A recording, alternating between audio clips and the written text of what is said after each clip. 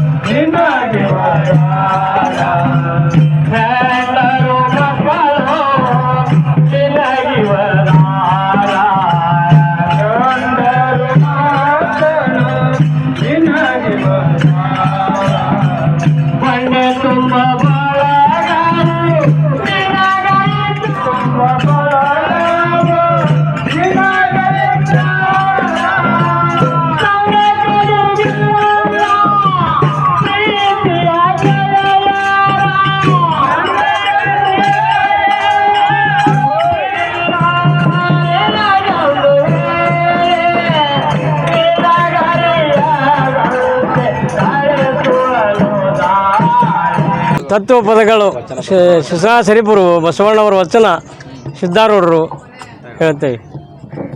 ಹಿಂದಿನ ದಿವಸ ಅಮಾವಾಸ್ಯೆ ದಿವಸ ಸಾಯಂಕಾಲ 6 ಗಂಟೆಯಿಂದ ಬೆಳಗ್ಗೆ 6 ಗಂಟೆಯವರೆಗೆ ಓಂ ನಮಃ ಶಿವಾಯ ಜಪವನ್ನು ಮಾಡಿ ಬೆಳಗ್ಗೆ 7ರಿಂದ